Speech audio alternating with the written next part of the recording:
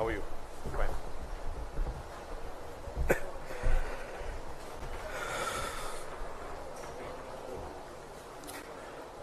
On the stage, thank you, Mr. Gandhi and Mr. Rishi Burwa, Director of Pratidin. I now invite Mr. Rishi Burwa to felicitate Mr. Gandhi.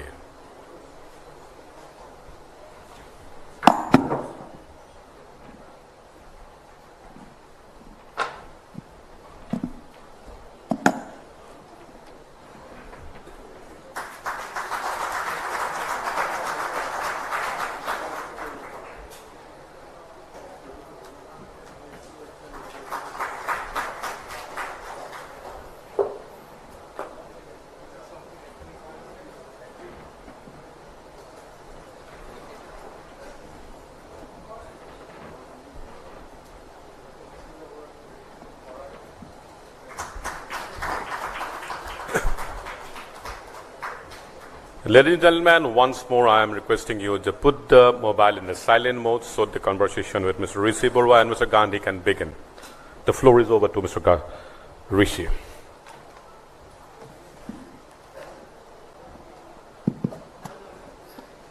Good morning, ladies and gentlemen. A very warm welcome to the second day, first session of the Conclave 2023. With me is a man who needs no introduction, the man himself, Shri Rahul Gandhi ji. At the very outset, I extend my warmest greetings and thank you, Rahul ji, for taking out time from his busy schedule to be a part of our humble endeavor. Before I start putting forward few questions, I would like to share a small story with you all. So around 2 months back, I reached out to Rahul ji's office, seeked an appointment to invite him here today. He patiently heard me out, and then at the end he told me, Rishi, it's been a while I have not been to these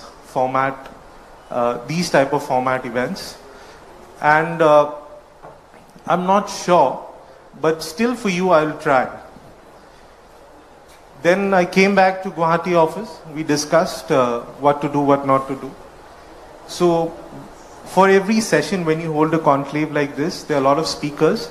So someone might come, someone might not turn up. So we have to look for alternatives as a backup. We look for backups for everyone, but I stood by it that Rahul ji will come till the last day.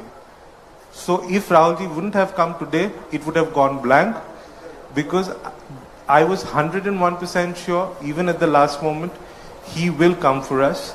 And ladies and gentlemen, please understand, it's after 6 long years, he is in this format. He has not been to any national channels also. It is, we take pride in that. And thank you, Rahul ji, for choosing Assam and Northeast to be a part of this endeavor. Thank you so much.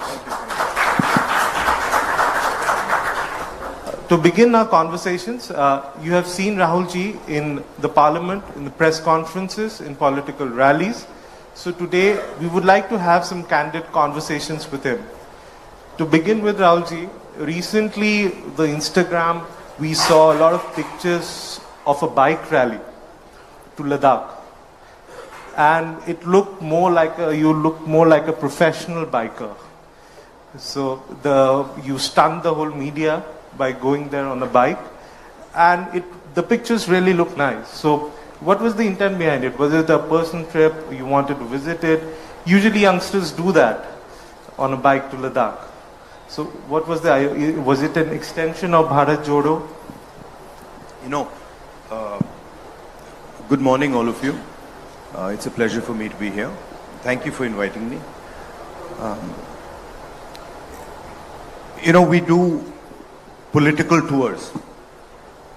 And the political tours, if you see most of us politicians, they're very straightforward. Go to a place, have a public meeting, come back. And I don't think that format is useful or powerful in any way.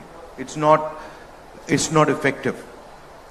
And so when we do tours now, we think slightly deeper about the message that we're trying to give and the sense we're trying to give the people of the state.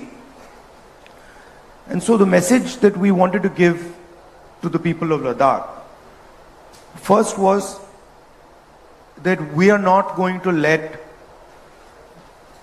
inaccessibility, bad roads stop us from reaching any corner of Ladakh. We're not going to allow the people to feel that they are so far away that we cannot reach out to them, number one. Number two, we wanted to give a message to the people of Ladakh and the people of India that tourism is very important for Ladakh. People traveling from the rest of the country to Ladakh is the lifeblood of Ladakh. It supports them. It's beautiful. It's an excellent motorcycling route. And so we wanted to give multiple messages through that tour. And I think it was very effective. It also allowed me to, in a sense, continue the idea of the Bharat Jodo format in a different way of engaging with people. If you speak from a stage, you don't really connect with people like you do when you physically meet them, hold their hand, get a hug from them. Maybe these days, get a selfie. So it's a totally different feel. You traveled there on the eve of late Rajiv Ji's birthday. Am I correct? Or yeah. Did Rajiv Ji mention about this to you? Or yes, he had said once. Somewhere. He had said once that Pangong Lake is one of the most beautiful places he's been to. And I had always been trying to go to Pangong Lake, but somehow never managed to go there. It's actually quite complex to go there. The road is pretty bad, and it takes quite a long time to go. So I was keen to go, and we made sure that we went there. We also made sure that we went to all the regions of Ladakh. Okay. Yeah. Coming to Bharat Jodo Yatra, the name itself describes what's the intent of the yatra. We have seen all the coverages, we have read about it.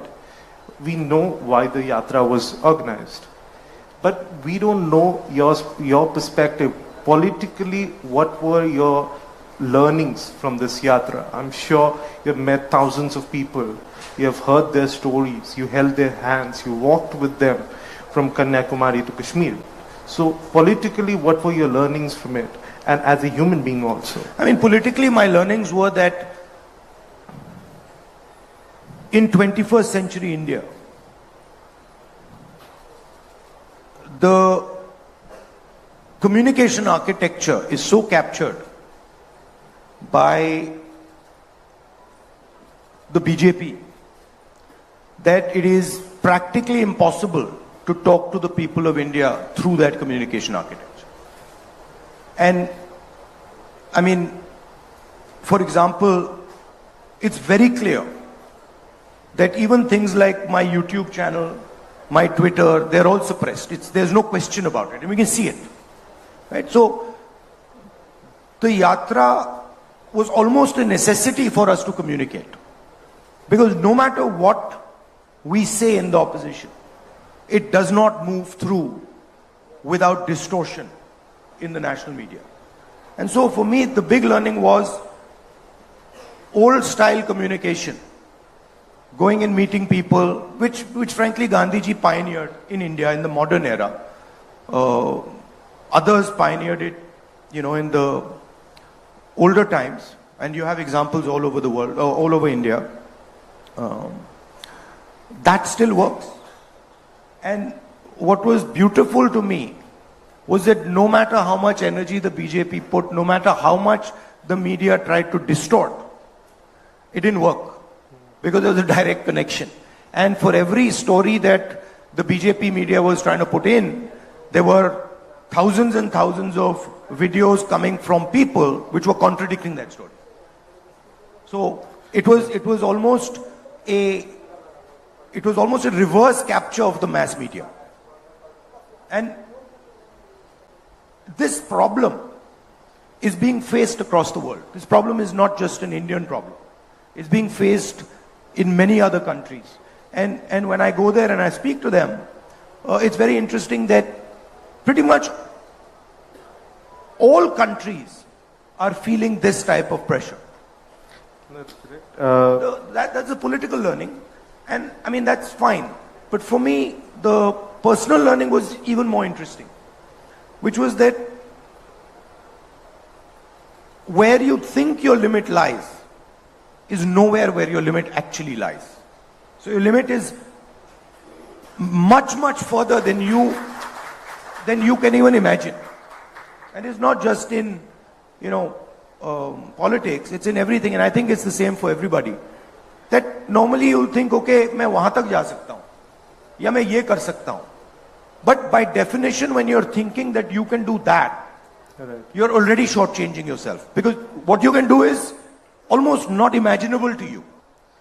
Rahul ji, I'm sure there might be some See learnings. this, I get disturbed when we're having this type of conversation. You call me Rahul or call me, Mr. Gandhi or something. This Rahul ji doesn't, I don't like it. Okay.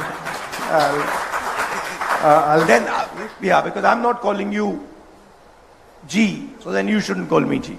Okay, so I'll stick to Mr. Gandhi. Yeah, call me Rahul, right? Yeah. Rahul's good.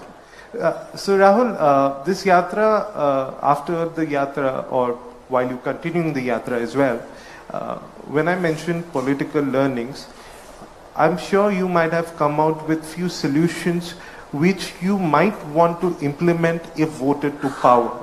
There might be certain issues which you might have picked up during the yatra that you know that it can be solved like this or like that, or whatever. So are there any issues which you want to pick up if voted to power and find solutions to it? See, when you're thinking about these things, there are a couple of levels at which you have to view them. Right. So, the foundational level, in my view, is there fairness and participation? Meaning, for example, does the Northeast feel that it is participating in the national conversation? Does the Northeast feel that its ideas, its culture, its vision is being incorporated in the national conversation? So that would be a basic fairness, right? And there, on many axes, India is just completely failing, right? I did a speech in Parliament where I raised the point that the core of Indian government, 90 people who run this country, and they have much more power than MPs and MLAs. They decide policy. That's not how it was supposed to be. MLAs and MPs were supposed to decide policy. And that's how we started. But today bureaucrats decide policy. And so I looked at the 90 top bureaucrats in this country and I was shocked. I mean, I was completely blown away. 3 of them are OBCs. Now the question arises, what is the percentage of OBCs in India? What is the percentage of Dalits in India? What is the percentage of tribal minorities in India? If we do not know that, we cannot even begin to question, to address the issue of fairness. No, fairness, right? We know by and large there are 50% women in India. So we have a sense of, okay, we know how to address this issue. Because we know there are 50% women, and so it should be by and large 50% breakdown. If I see 50% women sitting here, I'm comfortable. Right? But in large areas, we just don't know it. So for me, the caste census now is a central pillar of thinking about equity in this country. So that would be at the broader level. And then you say, okay, are we giving our kids the type of education we should be giving? Are we giving them and their parents and their grandparents the type of healthcare system that we should be giving them? And then there we have examples. So I was in Rajasthan yesterday, and I think the healthcare solutions that we have come out with in Rajasthan are cutting edge anywhere on the planet in the 21st century. And so there we can see that, okay, there are some ideas that Rajasthan has developed. If you go to Chhattisgarh, some of the work that we are doing with connecting traditional production activities, manufacturing activities, some of the work we're doing with farmers is completely cutting edge. You go to Karnataka, the social security system we have set up in Karnataka is cutting edge. So there are examples of these things we can look and say, okay, this state is doing well. Rajasthan can become a framework for a national healthcare solution. Rahulji, coming to Rajasthan, Chhattisgarh, when after 2014, non-BJP parties did win few of the states, and after that there was an air that there might be a change in 2019 in the government, but obviously that did not materialize. In coming days, you have 4 major state elections. You might win all of them, or might not win any of them, or might win 50% of them. No, the question of us not winning any of them is not going to happen. I'll tell you, there's no question. There's no way we're not going to win any of them. Okay. I would say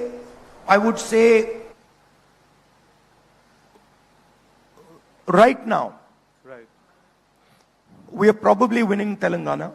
Right. We are certainly winning Madhya Pradesh. We are certainly winning Chhattisgarh. Okay. Rajasthan, we are very close, and we think we'll be able to win. Okay. So that's what it's looking like. And by the way, that's also what the BJP is internally saying. Right. We learned a very important lesson in Karnataka. Okay. And the lesson was that the BJP wins elections by distracting and not allowing us to construct our narrative.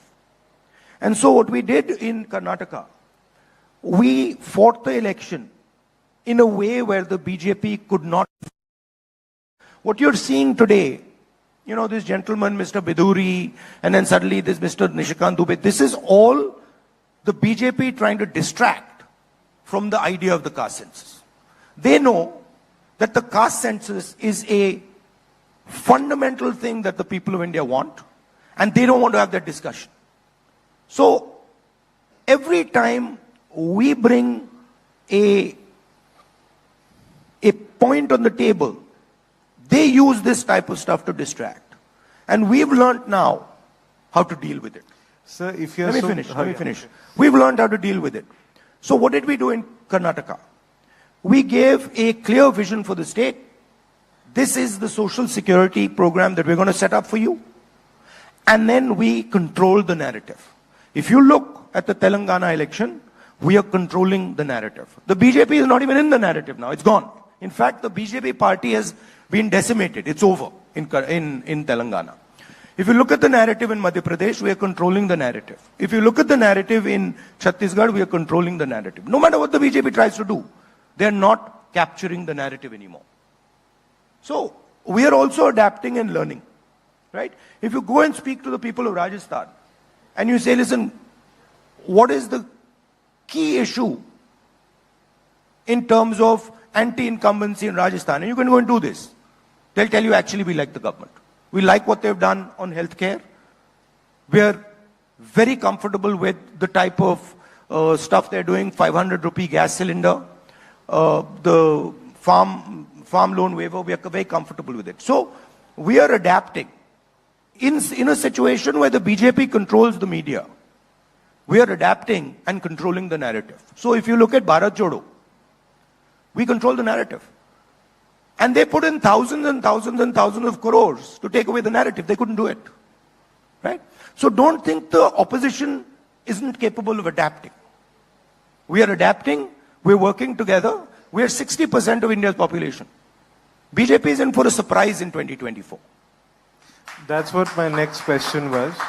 So, if you win 3 states, 4 states, I appreciate the confidence.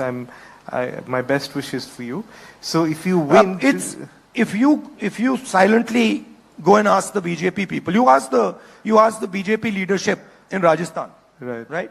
Ask them what's going to happen in the election. They'll tell you. Ask them what's happening in Chhattisgarh. They'll tell you.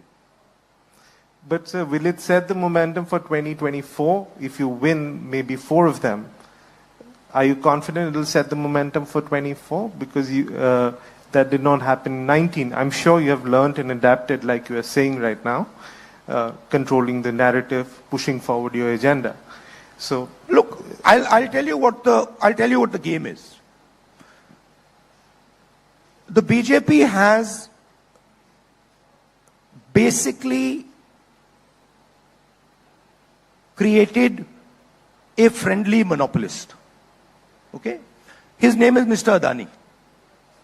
I assume you've heard his name. You've heard his name? Yes. See, you're even a bit hesitant. You're even a bit hesitant कि भैया बोले ना. Right? So he has created this gentleman and essentially is handing over the key industries of our country to this gentleman. And this gentleman controls a significant chunk of the media in this country. Right? And there are other monopolists, but this man is the main gentleman. So there is a massive concentration of wealth that this gentleman has. And there is a huge amount of money that the BJP is generating from this. Right? So there is media control. There is financial control. Right? Please go and ask any businessman in India what happens to them if they support an opposition party. If they were to write a check for any opposition party, ask them what happens to them. Right? We are facing a financial attack. We're facing a media attack. And we're doing pretty well. We've banded together. I have not seen the opposition working like this before. Where we can sit down on the table and we can say, look, we don't quite agree with you on that. And they can say, well, we don't agree with you on that. And we'll say, okay, so what about this compromise solution? And they're like, absolutely, this works for all of us. Right? So there's a great deal of flexibility. And I must tell you, I am very impressed with the flexibility that all the opposition parties are showing. Because we understand what is at stake here. We are not fighting now a political party. You're fighting right? We are fighting the Indian state. And we are fighting to defend the idea of India. And that is why we have given our name, India. Sir, what's your opinion on one India, one election, combining assembly elections with Lok Sabha elections? What's your take on that? It's one of the BJP's distraction strategies, right? Okay. Look, we started off with one election. Right? When we started our elections. Why do we have different dates?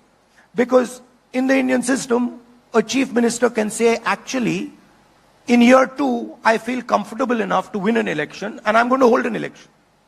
Right? So, at any point, a chief minister can declare elections. Right? So, obviously that's why this has happened. Do you think it's practically possible with so many states, so many political dynamics, and then Lok Sabha? It's a distraction. Look, the main issues in India are simple. Concentration of wealth. Huge inequality in wealth, number 1. Number 2, massive unemployment. Number 3, Huge unfairness towards the lower caste, towards OBCs, towards tribal communities. These are the issues. Everybody knows them. Price rise. 1,000 rupees cylinder. Right? Now, BJP can't contest those. Right? So, let's have Mr. Biduri make a statement. Let's have, let's get together and sort of have elections together. Let's change the name of India. This is all distraction. We know it. We understand it. And we're not going to let them do it. Sir, recently there had been discussions on the women's reservation bill. And this is one of the bills where Congress party has come out in support of, but excluding the 2 footnotes in mentioning in the parliament also, and also in your press conference recently. So, what is the reservation on that? The women's bill, which every single party has supported, can be implemented tomorrow morning. All you have to do is you have to say 33% of the seats are going to be reserved for women in the Lok Sabha and the Vidhan Sabha. It's very simple. There's nothing more to it. If the BJP was serious about doing it, that's what they'd do. There's no connection between giving women's reservation and census. There's no connection between giving women's reservation and delimitation. They're not connected. Right? So once again, it's a distraction. They suddenly needed, they came up with the idea of the special session and they needed something. That they came out with because we made a speech about Adani and that newspaper, we did a press conference about Adani and the newspaper, the Financial Times, came out with a story. Suddenly they want to do a special session. The first thing they were planning in the special session was, India ko Bharat kar do. And then they got a backlash. They realized that there's a huge cost to this. People will not like this. So then they backed down on that. Now they've come out with this. But they've not actually given anything to the women of India. What they are saying is, 10 saal mein aapko women reservation bill mil jayega. And we are saying, nahi, aaj dijiye. ये जो आपने census की बात की है, ये जो आपने डिलिमिटेशन की बात की है, ये बहाने हैं. इनको परे कीजिए 33%, अभी दीजिए, हम सब सपोर्ट करेंगे. Okay, sir. If voted to power, do you commit that without the footnotes, you'll get it implemented as soon as possible? Absolutely. 100%. See, please look at our record. I spoke in Parliament the other day that we consider the independence to be the beginning of the transfer of power to the people of India. Not the end, the beginning. Right? One man, one vote. Institutions set up in the interest of the people of India. And we consider that to be work in progress.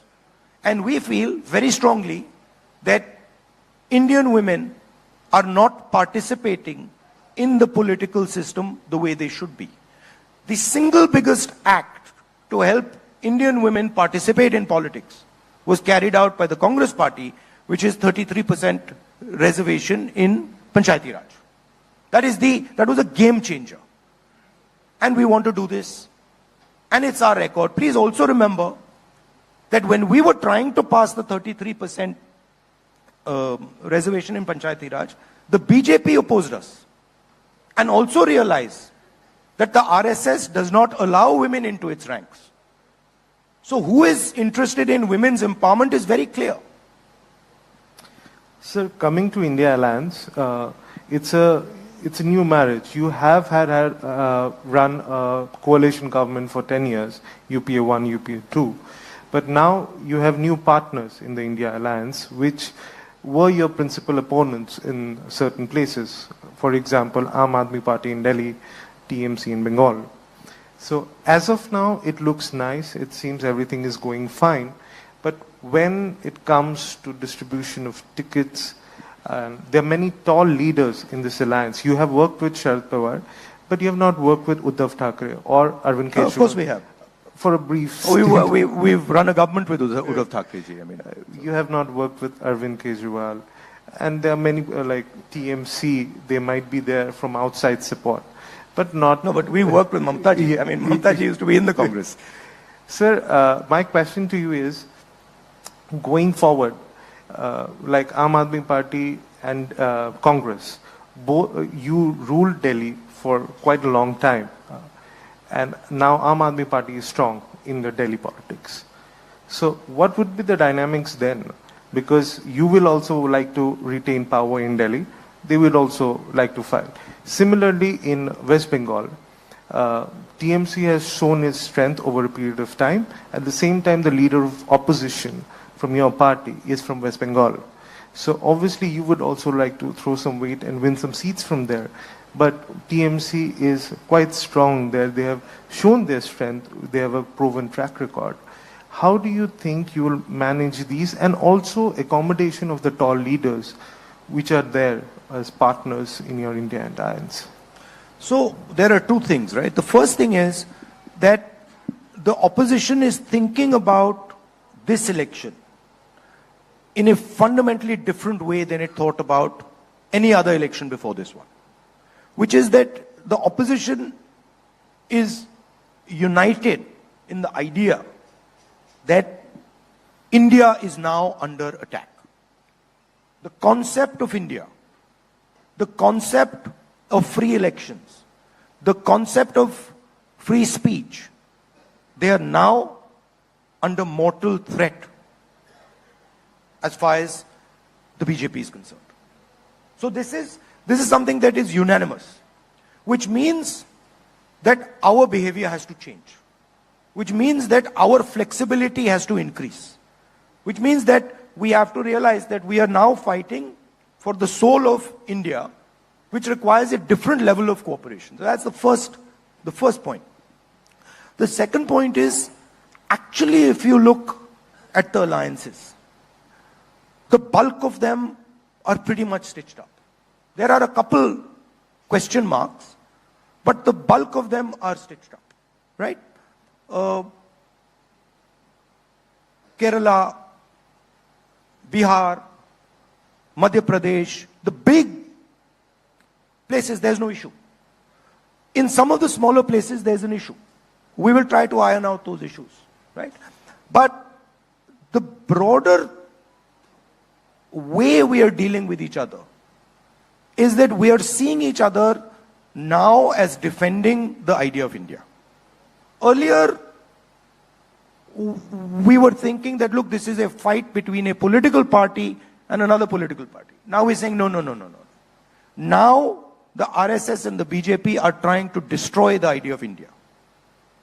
Free speech, participation of everybody, the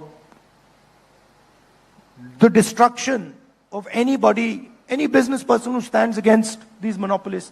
These are anti-India ideas. Sir, if voted to power, what is your idea? What are you going to do for the OBC? If, for example, you are saying BJP is deviating from the topic with the an urgent session, women's reservation bill, are you also planning to control the narrative? Like you said, you're learning from them and from the past experiences. Are you also controlling the narrative by speaking up for the OBCs? No. And plan something you have in mind to do for them? Look, once voted to power? If I used OBC as a frame, right? I was shocked that out of 90 people who control the government of India, 3 are from the OBC community, right? And those 3 people control 5% of the Indian budget. 95% of the Indian budget is not in their control. And I haven't even spoken about the tribals.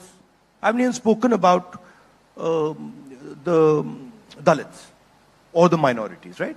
Now, this is not only the case in secretaries of government of India. This is the case across the board. So the first step, as I said in a speech yesterday, if somebody gets hurt, they go to hospital, the first step is, okay, take an X-ray. Let's see what's happened. right? So the caste census is an X-ray. Let us actually understand, are OBCs 5% of India's population, or are they more? If they are more, how much more? So that is the foundation of any discussion. Now we already have the OBC census data. It's with the government of India. The Congress party carried out that survey, right? The first thing we'll do is release that information.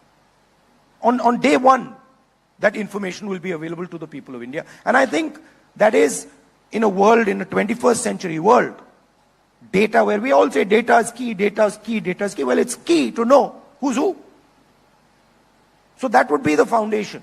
And then we would work, as I said earlier, with the concept of transferring power to the people of India. What the BJP is doing is taking away power from the people of India. When you feel uncomfortable, when you can't speak outside, when a small businessman cannot contest Mr. Adani, they're taking away power from the people of India. Right? We are fighting that. That's what India Alliance is trying to do. Take back power to the people of India. And that includes a accessible education system, an accessible high quality education system.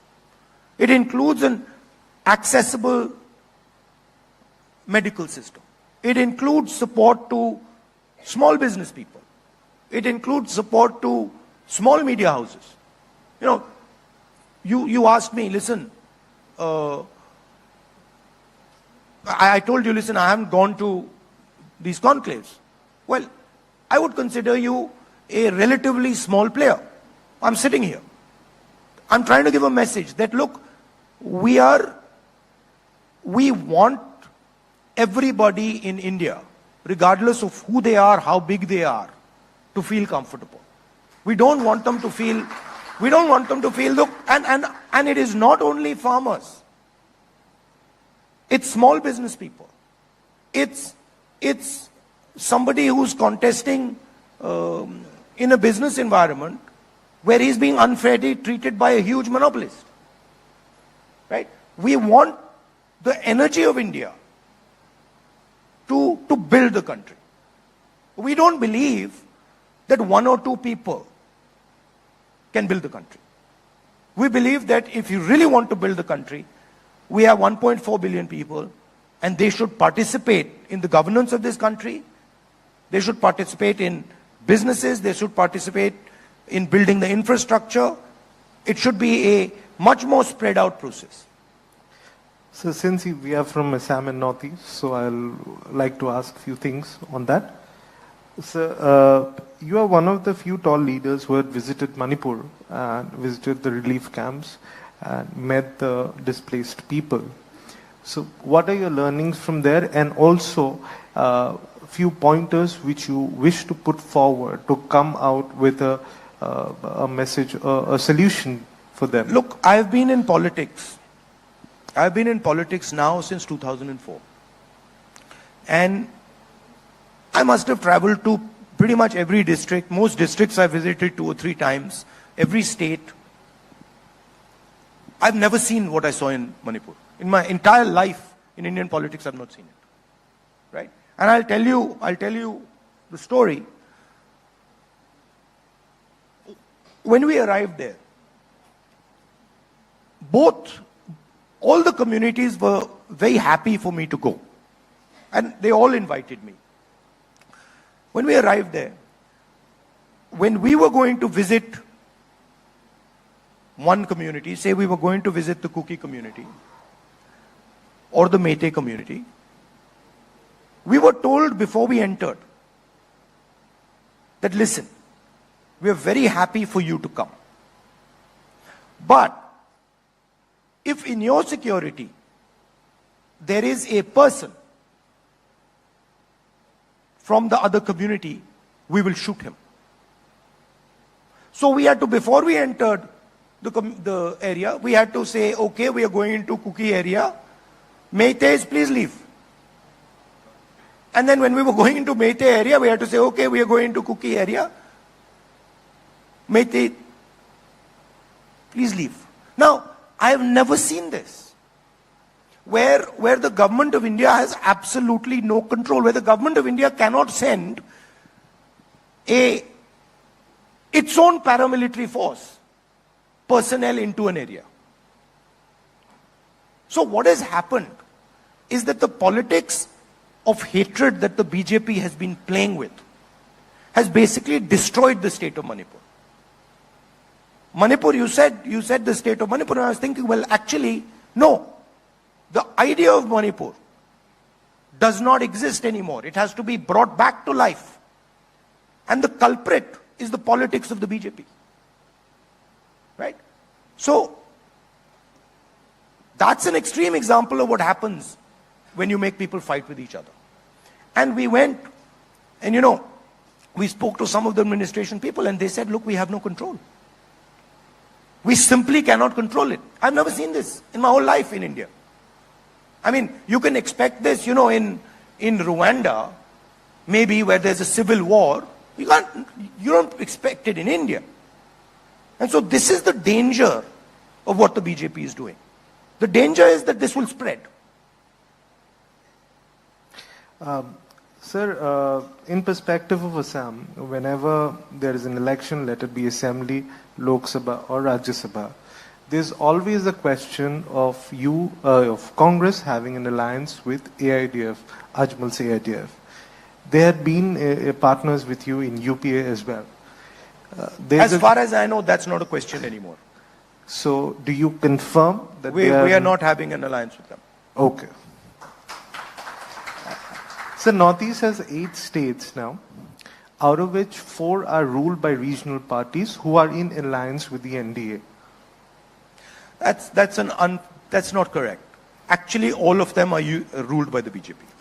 Okay, I'll put it there. Every single one of them is ruled by the BJP using the coercive power of the Indian state. Do you have any plan to bring them in your fold, because it has 24 seats? Absolutely. So are you in talks with them? Which ones? No, I mean, I don't get into the operational details at the state level. That's work that our parties in the local area do. I mean, of course, they do discuss it with Mr. Kharge and sometimes with me, but that's more their responsibility.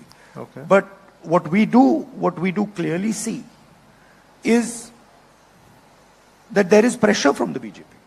These are not just, happy partners. Happy partners. There's pressure. There's clear pressure, and they speak to us. Okay. Will Assam see a Bharat Jodo Yatra?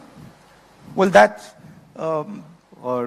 across work in Northeast, progress, and we don't want to ruin any possible surprises. We also have some beautiful roads like Ladakh. You can bike around there if you want.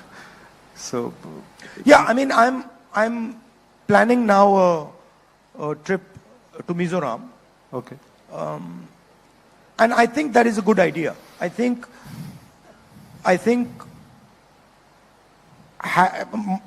for myself, having a longer tour and a sort of deeper tour where I meet people in the different states of the Northeast, I think that would be a good thing. It would be very, very useful for me, because it allows me to understand with a bit more depth what the people of the region want. So it's something that we're thinking about and we'll do. And that's discussion in progress right now. Okay. So I'm sure all of us have... You're saying, is there going to be another Bharat Jodo Yatra? Please realize, walking 4,000 kilometers is not like something you do. You get up in the morning and say, chalo bhaiya, 4,000 kilometers chal dete. It's not an easy thing to do. It's hard. Right. So I'm sure all of us have... The tendency is, ठीक है भैया, south से north कर दिया, east से waste कर दो, अच्छा फिर इस साइड से इस एंगल से काटो, फिर इस साइड से काटो. No, I mean, those are difficult things. But I don't know about the timing, but the walk from Kanyakumari to Kashmir, allowed me to see India through a particular lens, a particular framework. Right? And I'm certain that the walk from east to west or west to east will allow me to see India from a different perspective and a different framework. I think walking from south to north is completely different than walking from west to east or east to west. It's a different paradigm. It's a different way of thinking. So I will have the opportunity, if we do it, to see India from a completely different perspective. So it's something that I'm quite keen to do. Let's hope that. And you'll be surprised, but you'll be surprised that actually maza aata hai. It's a crazy thing, but maza aata hai. You meet people and you meet very interesting people. They tell you stuff. There's a lot of affection.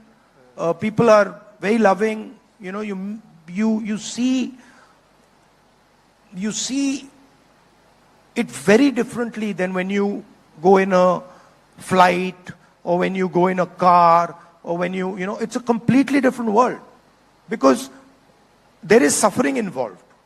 हमारे culture में जो तपस्या की बात करते हैं, it opens the mind actually.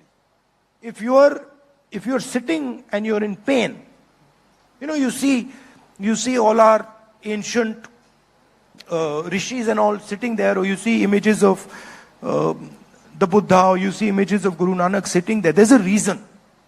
Because they are purposely putting themselves through stress. They're putting themselves through pain. They're putting themselves through disturbance. And when you do that, it opens your mind. It allows you to see things that you never see before. I walk couple thousand kilometers. I'm telling you, after, on day 3 or day 4, I was saying, bhai, matlab, kya kar diya maine? Seriously, because I was like, how is this going to happen? How am I going to actually walk 4,000 kilometers? And then slowly, it unfolds. It happens. Right? So, you're from different spaces of work, you're from different, you're business people, you're people who work in the NGO field. That's how you should think about it. Just take a challenge that you think you can never do. And put yourself under stress. And then you'll suddenly find that you will yourself start pulling out avenues that you'd never imagined ye ho sakta hai. And so for me, it's a learning experience. Of course, it's a political experience, but it was much more a personal experience for me. Like, my people wanted a political element to it. I was like, I'm not interested in a political element. Because for me, this is much more about, it's like a labor of love. It's not politics. It's, my country has given me so much, has given me so much affection, that it's like repaying a debt for me. Okay. I'm sure all of us have seen Rahul ji speaking at various occasions. So I've come up with a small quiz for you, and with this we'll end it. Okay. So it's a personal quiz. So you have to choose between the two. I'll give you 2 options. You have to choose between the two within 10 seconds. There are no prizes for it, but still you have to choose. So beginning, workout or Netflix and chill? Workout. Indian cuisine or Chinese? Both. Okay. Martial arts or scuba diving? Now see, these are both. but if you were to say, okay, it's situational. So if I'm working and, in Delhi and all, then martial arts. Okay. Scuba diving is something that you would do, you would have to go there, so. Bharat Joro beard or clean shaved? Either. This is a problem that the Congress always has with me, which is that I really am not too concerned about, beard hai, nahi hai. I'm quite Okay with Yeah, I'm okay with, मुझे कुछ भी खाना दे दो, कोई भी कपड़े दे दो, दाढ़ी, I'm not too attached to these things. Okay. Watching reels on social media or reading a book? Reading a book. Okay. Godfather or The Dark Knight? That's a very difficult one. They're both very, very deep movies. So I would go with both. Okay. Ice cream or Golgappa? Ice cream. Okay. If not a politician, then who? Anything. Any See, politician in particular? I don't see it like that. Politician is one frame of me, right? When I am talking to my nephew and his friends, I'm a teacher, right? When I am in the kitchen, I'm a cook. So we all have many different frames, right? Okay. You are a journalist, you're a father, you're a son, you might have certain skills that are as important to you as journalism, but you will be seen with one lens. Right. Right? You'll be seen with, bhaiya ye to dekho journalist hai. Right. So I'm actually, one of my lenses Is politician. is politician, and then I view my life as a journey. Right? So Correct. I like to learn and understand things on this journey. Okay. Next question is tricky. You can choose anyone. Love of your life. It can be a sport, a person, your mother, your sister, anyone. I mean, quite a few. You can name one or two for us. My mother, my sister, my little puppy these days, he's, and some of my friends. Yeah. Okay. Driving cars or riding bikes? I see them as the same thing. Okay. So it's Which is more fun to do? it's basically focus. Okay. Cricket or football or anything else? Football. Okay. Messi or Ronaldo?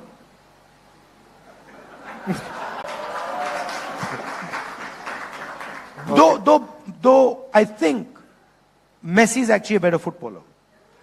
So now you're being politically correct. No, because I think Ronaldo, I like Ronaldo's kindness. Okay. So, but if you were to ask me, if I was running a football team, who would I prefer? I'd probably prefer Messi. That's not a good thing to say, but I'm not a huge cricket fan. Okay. So, Bharat or India? Brains with beauty. Okay. Sneakers or sandals? Sandals. I presume sandals. Again, for different things. You know, Yeah. if I'm running, then not Your sandals. comfort zone. Sandals. I mean, different tools for different work. Okay. Kurta pajama or t-shirt? T-shirt. Okay. Beach or mountains? Both. Okay. So this brings me to the end of this conversation with Rahul ji, and thank you so much for being a patient audience, and thank you Rahul ji for being a part of the Conclave 2023. I know it's a personal favor that you have done to me, and thank you, really, thank you so much. Any No, I last think words? one of the reasons, first of all, I'd like to thank all of you for coming here. But one of the reasons I did come was because I think not enough space is given to the Northeast in the national conversation. And I feel that often I get the sense that the people of Northeast feel that they should have much more participation, that we should listen to them, understand their culture, understand their languages.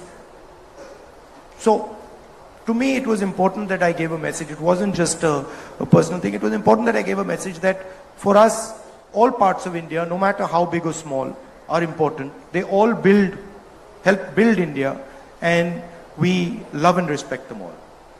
So thank you. Thank you very much. Thank you so much, sir. Thank you, Mr. Gandhi. Thank you, Mr. Borua. So.